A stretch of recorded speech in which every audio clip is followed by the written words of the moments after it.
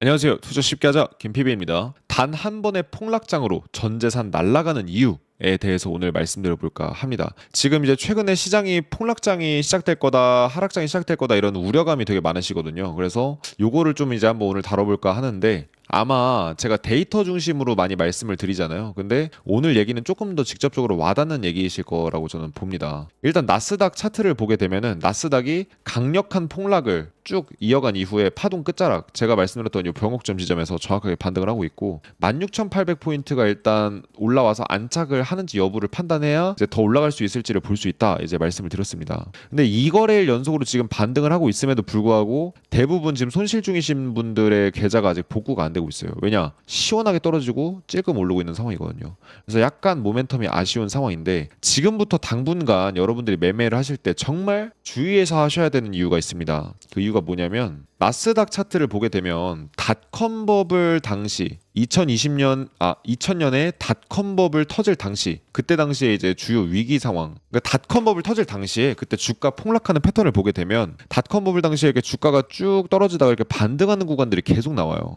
그러니까 시장이라는 거는 떨어지기 시작하면은 폭락장이 왔을 때 이렇게 그냥 떨어지는 게 아니라 계속 이렇게 반등을 준다는 거예요. 그러니까 사람들이 희망을 준다는 거죠. 희망 고문을 하는 거예요. 그래서 주요 위기들 닷컴 버블뿐만 아니라 뭐 금융위기, 뭐 IMF, 코로나 쇼크, 일본의 잃어버린 30년 이런 다양한 폭락 사태 때 보게 되면은 계속해서 이렇게 바운스를 줘요. 데드캣 바운스 같은 형태로. 그래서 처음에 꽤 버텨주는 느낌을 줍니다. 예를 들어서 주가를 단기 추세로 볼 게 아니라 이렇게 큰 추세로 보게 되더라도 이렇게 올라오려고 한단 말이에요, 자꾸. 그러니까 이제 폭락장 끝났나 보다. 이렇게 이제 안도하는 분들이 많이 나와요. 비트코인도 옛날에 이제 2022년에 폭락할 때 보면은 계속 이렇게 폭락했거든요. 진짜 올라올 때마다 사람들이 희망을 가졌었어요. 제 유튜브 오셔서 사람들 반응해 주시는 거 보면은 이렇게 파동 끝에서 올라와서 이제 떨어지기 직전일 때 사람들이 항상 늘 희망을 품었었거든요. 근데 늘 하락장에서 그런 분들이 많이 나타나는 이유로 이렇게 계속 이제 끊임없는 반등을 주기 때문에 사람을 피를 말리게 됩니다. 닷컴 버블 당시 이렇게 쭉 올라오면서 이제 사람한테 희망 줍니다. 사람들한테. 근데 그 이후에 어떻게 됐냐? 방금 여러분들이 차트로 보셨던 구간이 이 구간이거든요. 쭉 폭락하다가 회복하는 것 같았는데 어때요? 다시 폭락을 해요. 얼마나 폭락하냐? 61% 추가로 지수가 폭락을 하게 됩니다. 자, 여기까지 왔어요. 이제 진짜 희망을 보일 때마다 매수를 하거나 내지는 이제 보유를 하거나 기다렸어요. 근데 결국은 거진 뭐 1년이 넘는 시간 동안 폭락을 했습니다. 우리가 만약에 닷컴 버블의 상황에 우리가 놓여 있었다라고 한번 가정을 해볼게요. 어떠시겠어요, 여러분들은? 굉장히 절망적이겠지만 요 정도까지 오면 그래도 이제 끝났겠다. 에이, 하락한 지 1년 넘었는데 이제 바닥이겠네. 생각할 수 있다는 거예요. 그러면서 중간중간 계속 희망을 주는 이 반등 구간이 나오잖아요. 근데 어떻게 되냐? 여기까지 부근이 여기입니다. 그 이후에 또 떨어져요. 얼마나 떨어지냐? 41%가 추가로 폭락합니다. 또 1년 가까이 또 떨어지는 거예요. 이제 진짜 끝났겠지? 바닥 찍었겠지? 진짜 이렇게 쭉 떨어지다가 하락 추세 가파르게 나오다가 이제는 뭔가 바닥을 찍는 이중바닥 형태의 패턴이 나오니까 이제 좀 바닥 찍었지 않았을까? 이제 뭔가 더 이상 안 떨어질 것 같은데 진짜 마지막이라고 생각하고 이때 대출 땡기고 뭐 해서 풀매수 이렇게 하시는 분들 많아요. 근데 어떻게 되냐? 우리가 방금까지 봤던 구간이 여기였습니다. 또 떨어져요. 46%가 또 추가 폭락을 한다는 겁니다. 분명 차트로 봤을 때는 우리가 지나고 본 차트를 보면 되게 가파르게 떨어지는 것 같아서 에이, 나는 이런 구간에 안 잡지 이렇게 생각하실 수가 있는데 이걸 그 당시에 우리가 상황을 놓고 보게 되면은 토막토막 놓고 보면은 바닥이라고 생각이 들만한 구간들이 늘 있다라는 거예요. 나중에 어떻게 되냐? 살려주세요 이런 소리 나온다라는 거예요. 그러면서 빚 독촉전화 마진콜 이런 거 두드려 맞게 되는 거죠. 분명 하락 추세가 완화되면서 안정적으로 나왔음에도 불구하고 또다시 46%가 또 떨어져요. 이게 제가 말씀드리고 싶은 핵심입니다. 아니 700일인가 733일을 하락해서 이제 끝난 줄 알았더니 어떻게 돼요? 278일을 또 떨어져요. 그리고 어떻게 됩니까? 우리가 방금 확인했던 그 구간이 한 2년 넘게 시장이 빠졌었던 요 구간인데 요 구간 이후에 시장 반등을 기대합니다. 근데 어떻게 돼요? 시장이 완전 반등해서 지수 기준으로 전고점을 회복하는데 5,500일이 걸리게 됩니다. 많은 분들이 이렇게 생각해요. 아니 어차피 미국 증시는 우상향이다. 근데 여러분들 여기서 물리면 답이 없다라는 거예요. 그리고 많은 지표들이 현재 우리가 여기 있을 가능성을 경고하고 있다라는 얘기입니다. 그러니까 우리가 지금 이제 지나고 나서야 우리가 이 지금 상황이 왜 이렇게 주가가 많이 빠졌는지를 알 수가 있는데 금융위기 때나 닷컴 버블 때 이때 당시에는 이게 닷컴 버블인지 금융위기인지 아무도 몰랐어요. 금융위기 닷컴 버블 때 이렇게 보면은 이때 당시만 해도 몰랐다는 거예요. 언제 금융위기인지 알게 돼요? 이때 알게 됩니다. 이때. 대중들은 이때 알게 돼요. 리먼 브라더스 파산됐고 끝났구나. 그때 되면 주가가 바닥에 근접하게 돼요. 닷컴 버블인 거 사람들이 언제 알았냐? 이때쯤만 알았어요. 2002년이나 돼서야 진짜 이거 우리가 이제 대응할 수가 없는 시장이구나. 그때 이제 바닥 찍고 가는 거예요. 그래서 닷컴 버블 고점 찍고 나서 전고점을 회복하는데 무려 15년이 걸렸습니다. 많은 분들은 시장이 어차피 중장기적으로 올라갈 거기 때문에 매수하면 언젠간 수익을 본다라는 기대감을 갖고 계신데 5,500일을 기다리고 싶은 사람은 없다라는 거예요. 그러니까 많은 분들이 이제 중장기 투자를 하는 분들은 내가 요 자리일 거다 이렇게 생각하고 매수를 하는 거예요. 근데 이 자리일 수가 있다라는 거예요. 그 증빙 자료나 증거 자료 같은 것들을 우리가 좀 찾아볼 수가 있잖아요. 그래서 데이터 관점에서 계속 우리가 접근하고 팩트 기반으로 체크하는 게 제일 중요한 시점이라고 저는 봅니다. 그런데 이 상황에서 이렇게 폭락하는 상황에서도 돈을 버는 사람이 있어요. 한 세 부류 정도 된다. 저는 이렇게 생각을 합니다. 어떤 세 부류냐? 첫 번째, 안전자산을 소유하고 계셨던 분들. 현금이나 채권, 달러, 엔화. 두 번째, 공매도를 치거나 숏을 타거나, 그러니까 선물 매도 포지션을 타거나 아니면 풋옵션, 옵션 시장에서 매매를 하는, 파생 상품 매매를 하거나 공매도를 쳐서 돈을 버는. 근데 이거는 전문가의 영역이기 때문에 쉽지는 않겠죠. 세 번째, 마침 끝물에 닷컴 버블, 금융위기 이런 거 다 끝나고 끝물에 나 주식 좀 해볼까, 남는 돈 있는데 이러고서 들어온 사람. 이 사람은 그냥 시작부터 바로 상승장이었으니까 어때요? 보통 폭락이 끝나고 나면은 상승도 강하게 오는 경우가 일반적이에요. 정말 많이 나옵니다. 바닥에서 진짜 한 2, 3년 동안 폭등이 나와요. 폭등이. 근데 마침 운 좋게 주식 하나도 모르던 사람이 우연히 이 시장에 들어와서 아주 좋은 종목을 바닥에 잡아요. 날아가는 것밖에 경험을 못하죠. 이렇게 새 부류가 아니시면 일반적으로 하락장에는 많은 사람들이 돈을 잃게 됩니다. 아까도 보셔서 아시겠지만 내가 닷컴 버블 때 만약에 상상을 해보시라는 거예요. 진짜 훅 지수가 떨어지다가 막 올라왔는데 두 번 이렇게 치고 올라오려다가 이제 막 한 번, 두 번 치고 올라오려다가 세 번째 올라오네. 이제 바닥 찍었네라고 했는데 알고 보니까 더 떨어져요. 이제는 바닥 찍었겠지 했는데 또 떨어져요. 근데 또 떨어져요. 계속 이렇게 떨어지는 구간이 반복된다라는 거예요. 사람의 피를 말린다는 거예요. 그래서 시장 상황을 보면서 대응하려면 늦습니다. 데이터를 보고 선제적인 대응이 좀 필요해요. 그러니까 내가 조금 시장의 고점보다 일찍 현금화를 했어도 걱정을 안 하셔도 된다는 거죠. 어차피 시장 폭락하면 다 끝인데. 실제로 상승장에 수익을 낸 걸 지키시는 분들이 거의 전무합니다. 저 상황까지 가게 되면. 그래서 끊임없는 반등. 제가 방금 보여드렸지만 마른 오징어에 물을 짜는 것처럼 진짜 끊임없이 반등을 주면서 사람을 희망을 줘요, 자꾸. 그래서 이제 그런 상황에서 계속 매수가 들어가고 롱 이렇게 둘 다 털리면서 지금부터 닷컴 버블처럼 빠지겠어 설마?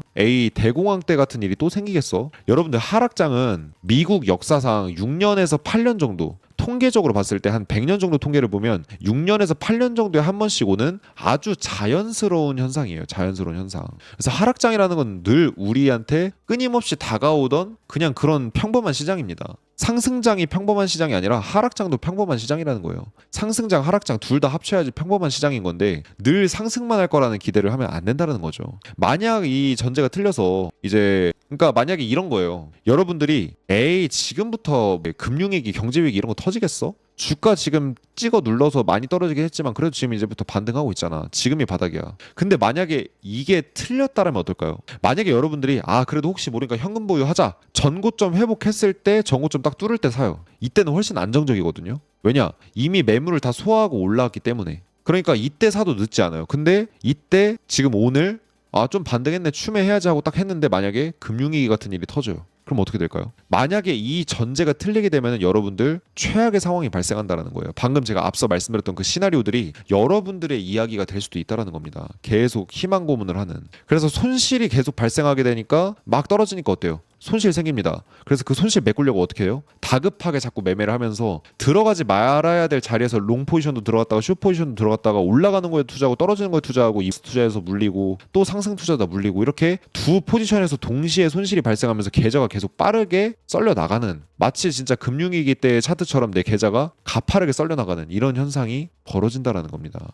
그래서 이제 많은 분들은 이렇게 생각하고 계십니다. 이제 특히 시장을 이제 긍정적으로 보시는 분들, 긍정적으로 보든 부정적으로 보든 어차피 이거는 뭐가 틀렸다 맞다는 없어요. 그냥 하나의 관점일 뿐입니다. 지금은 닷컴 버블 때랑 달라 이렇게 생각하시는 분들이 계십니다. 근데 과연 그럴까요? 저는 늘 말씀드리지만 데이터 위주로 판단하는 게 되게 중요하다고 저는 생각합니다. 시장이 오르냐 안 오르냐 이걸 떠나서 그냥 데이터적인 부분에서 현재 큰 그림이 어떻게 움직이고 있는지 판단을 하면 적어도 내가 상승론을 갖고 있다고 하더라도 대비는 할 수 있다는 거예요.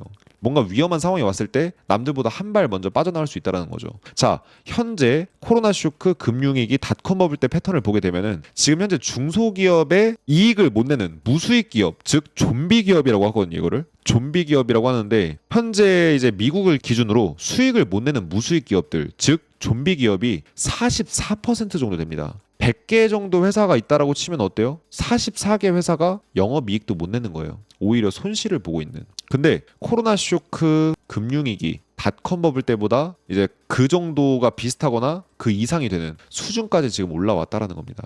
근데 대기업이랑 중견기업은 그래 좀 버틸만 해요. 근데 소기업들부터 지금 막 무너지기 시작한 이런 상황이라는 거예요. 그러니까 지금 경제 위기가 터질 만한 조건은 다 만들어졌어요. 여기서 뭔가 트리거만 땅 터지면은 확 산불이 일어나듯이 이 위기가 번질 수 있다라는 거예요. 야, 너가 그래 닷컴 버블 보여준 거 알겠어. 조심해야 되는 거 알겠어. 근데 닷컴 버블과 같은 일이 또 터질까? 라고 하실 수 있는데 현재 나스닥 대 러셀 지수 비율, 즉 이제 기술주와 중소기업의 지수의 이제 상대 성과를 비교하는 지표를 보게 되면 이 지표가 올라가면은 기술주 중심의 버블이라는 거고요. 이 지표가 떨어지면 중소기업 주식들 위주로 돈이 몰린다라는 겁니다. 근데 지금 보시게 되면은 이 지표가 닷컴 버블 끝나고 나서 꾸준히 올라와서 어떻게 됐어요, 지금? 닷컴 버블 때 당시보다도 더 높은 수준까지 올라왔어요. 이건 무슨 얘기예요? 기술주 중심의 버블이 닷컴 버블 때만큼 강해졌다. 이렇게 볼 수가 있는 거예요. 닷컴 버블 때 이상이 됐다라는 거예요.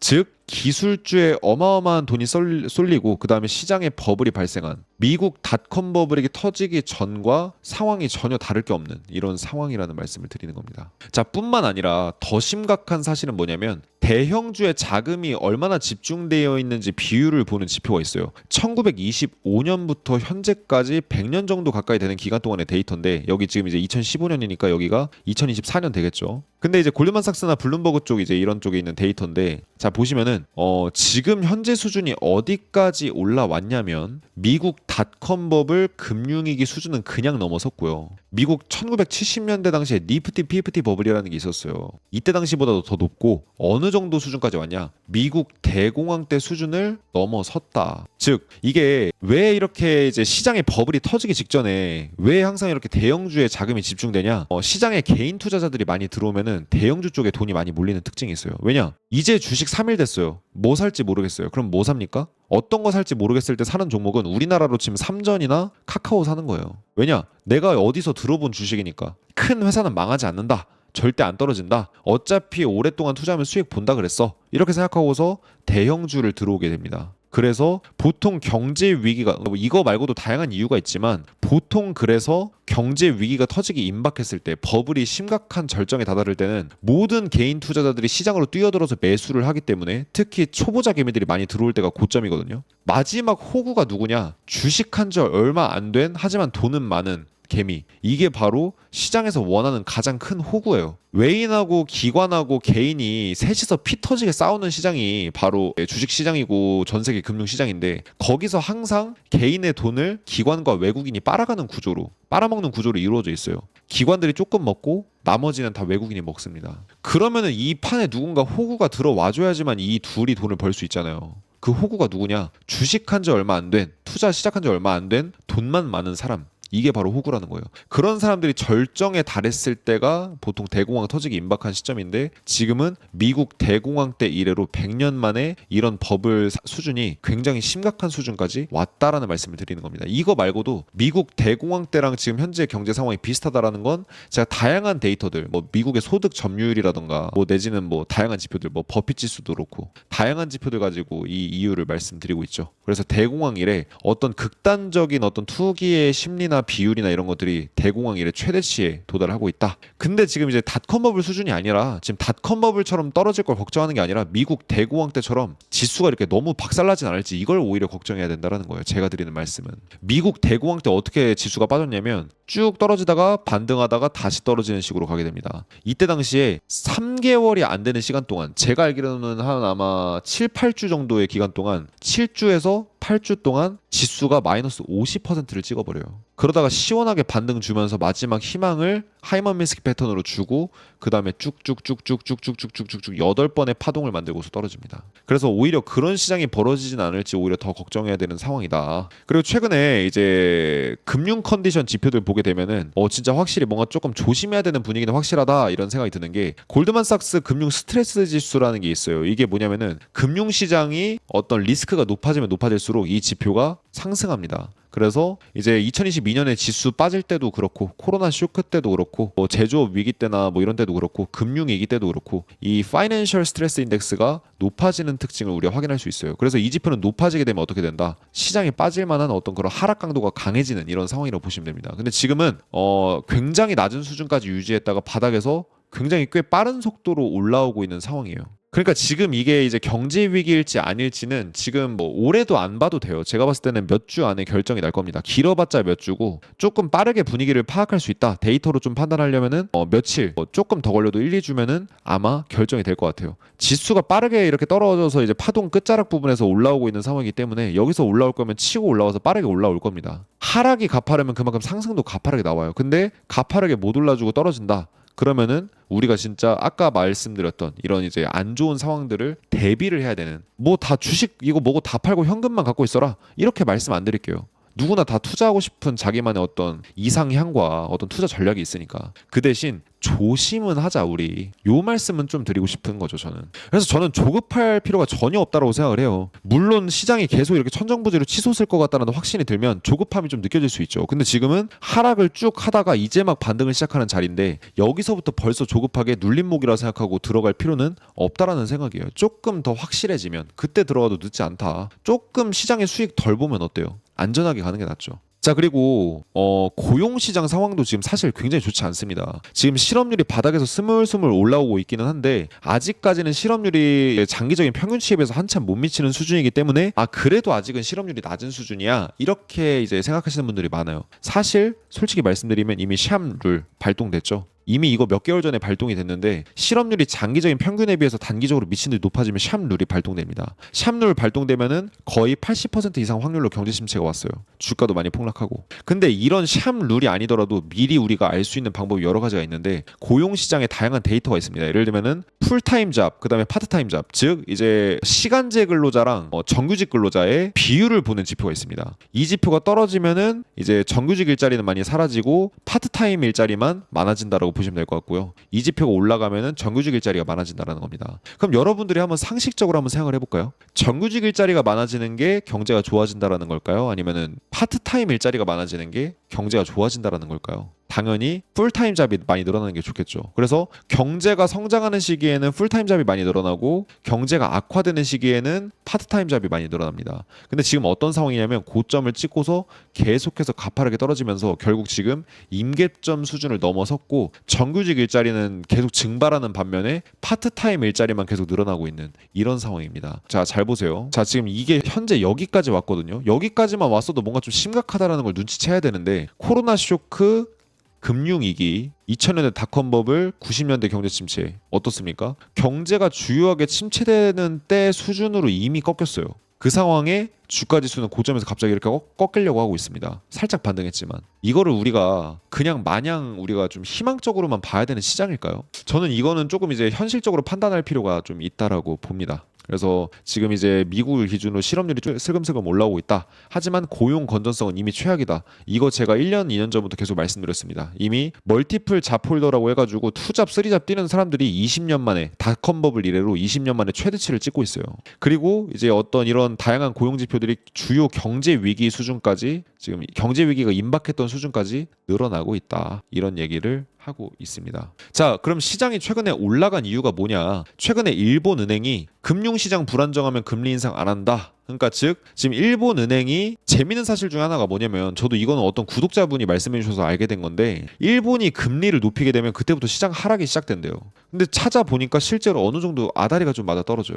그래서 일본 중앙은행, 그러니까 일본에서 최근에 금리를 0.25포인트로 높였거든요. 0.25%로 높이면서 갑자기 시장이 후두둑 떨어진 겁니다. 일본 중앙은행인 일본은행이 불안정한 금융시장에서는 금리 인상을 하지 않겠다는 뜻을 밝혔다. 이것 때문에 한 3일 동안 지금 현재까지로 3일 정도 동안 아직까지 시장 분위기가 좋아요. 쭉 떨어졌다가 지금 살짝 이렇게 올라오고 있는, 쭉쭉쭉쭉쭉 올라오고 있는 상황인데, 하락의 원인이었었던 이 일본 자금, 이 엔캐리 트레이드 관련 이슈가 일정 부분 해소되는 이슈이기 때문에 시장이 지금 강세가 좀 유발되고 있는 그런 분위기가 나오고 있는 이런 상황이고요. 근데 사실 모든 하락장 때에는 금리 인하도 하고요, 유동성 공급도 해요. 근데 시장이 올라올 듯 말 듯 하면서 계속 떨어지죠. 이런 이슈들이 생길 때마다 살짝 반등했다가 또 떨어지고, 또 유동성 공급 이슈 나오면은 살짝 또 반등했다가 또 떨어지고, 이런 식인 게 하락장이에요. 왜냐? 아무리 전 세계 중앙은행이 아무리 애를 쓰고 뭘 해도 정말 미친 짓을 하지 않는 상황에서는 결국은 투자 시장에 경단위로 돈이 증발하는 상황이거든요. 지금 이번 하락에서만 전 세계 시장에서 경단위의 돈이 증발을 했어요, 주식시장에서. 근데 경단위로 증발하는 시장에서 몇백조 원 찍어내서 막아보겠다? 안 막아지죠. 그러니까 미친 짓, 진짜 그냥 물가가 폭등하든 말든, 그냥 경제가 뭐 터지든 말든 미친 짓 하나 생각하고 유동성을 너무 말도 안 되는 수준 찍어내게 된다, 그러면은 받쳐질 수도 있어요. 근데 보통 중앙은행이 그렇게 하지는 않기 때문에 보통 시장은 이렇게 계속 빠지게 되는 겁니다. 그래서 시장이 계속 이렇게 수직으로 떨어지는 게 아니라 이렇게 떨어질 수밖에 없는, 계속 파동을 그릴 수밖에 없는 이유가 바로 이런 것들 때문이에요. 이런 희망 고문들 때문에 계속 시장이 막 계속 받쳐지려고 하는 거죠. 그래서 이 뭔가 산불이라는 것도 사실 너무 커지면, 우리가 쬐그만한 불은, 담뱃불 같은 경우는 그냥 밟아서도 끌 수 있는데 이 불이 번지고 번져서 산불처럼 크게 번졌어요. 그러면은 오늘날 지금 이렇게 기술이 발전한 21세기에도 산불 크게 나면 그거 못 막잖아요. 그렇죠? 그래서 막 금리 인하를 하고 유동성 공급을 해도 결국은 시장이 빠질 수밖에 없게 되는 게 그런 이유입니다. 그래서 본격적으로 시장이 하락하는 분위기를 타게 되면은 이 투자 심리가 꺾이는 걸 막을 수가 없다. 늘 그래 왔다. 역사를 살펴보면 그렇더라. 자고 나면 오르던 매그니피센트 7이죠. 주가 왜 이래? 한 달 동안 시총 3,400조 원 증발.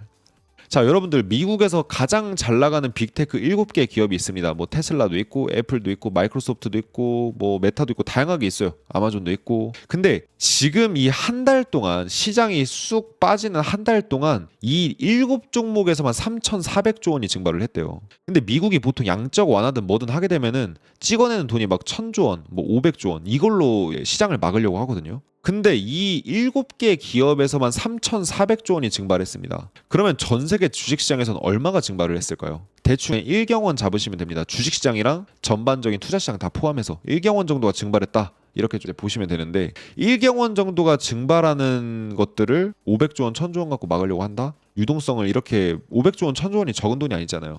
그러니까 국가가 어느 수준 되면은 신경 쓸 수 없는 수준까지 가게 됩니다. 그래서 경제가 원래 이렇게 하락할 거였으면은 조금 완화하게 막을 수 있도록 이렇게 할 수 있는 역할밖에 안 돼요. 그래서 우리가 대응할 수 있는 기회들을 주고 있는데 우리가 눈치를 못 채는 걸 수도 있는 거죠. 그래서 이런 시장에서 우리의 가장 큰 적이 뭐냐면 사실 조급함이에요. 여러분들 스스로가 여러분들의 적이라는 거예요. 지금 시장이 뭐 떨어지냐 올라가냐 이게 중요한 게 아니라, 결국은 우리가 너무나 색안경을 끼고 시장을 바라보면 안 돼요. 무조건 떨어질 거다, 무조건 올라갈 거다, 무조건이라는 건 세상에 없잖아요. 그러니까 뭔가 지금 시장이 하락장이라는 게 확실시 됐다고 하더라도 좀 더 지켜보고, 인버스나 숏배팅 하시고 싶은 분들이 있는데, 최근에 며칠 전에 우리 수강생분 중에 한 분이 이제 하락 배팅 해가지고 4억 벌었다 이렇게 해가지고 이제 되게 기분 좋아하시더라고요. 저도 기분 좋았는데, 그 이제 수강생분들 중에 이제 하락 배팅해서 돈 버시는 분들이 계속 나오고 있거든요. 아니면은 최소 못해도 다 현금 보유하고 계세요. 지금 다 막 매수해서 물려 있을 때. 왜 그러냐? 경제가 어려워질 거라고 생각하고 다들 현금 보유하시고 계시는 거예요. 그래서 지금은 뭐 무조건 떨어진다도 없고 무조건 올라간다도 없어요. 아직 하락장 초입이라고 하더라도 변동성이 너무 큰 시장이기 때문에 예측이 쉽지 않은 시장이어서 유연한 사고 그리고 대처 능력이 필요한 그런 순간이 아닌가라는 생각이 들고요. 만약에 상승을 좀 상승에 매수를 하고 싶다, 그러면은 지수가 다시 충분히 올라와서 이건 누가 봐도 상승이다, 그때 매수 붙어도 돼요. 왜냐면 한번 상승 물결 타지기 시작하면 또 시원하게 날아가 줄 거니까. 그래서 상승 분위기가 생기면 그때 매수하면 되지, 뭔가 매수를 할까 말까 고민 중이신 분들은, 특히 추매를 할까 물타기를 할까 이런 거 고민하시는 분들은 섣불리 굳이 하실 필요는 없다라고 저는 생각을 합니다. 그래서 이런 부분을 잘 참고하셔서 여러분들이 이제 시장 좀 현명하게 대응하시는 2024년 하반기가 되셨으면 좋겠다, 이렇게 말씀드리겠습니다.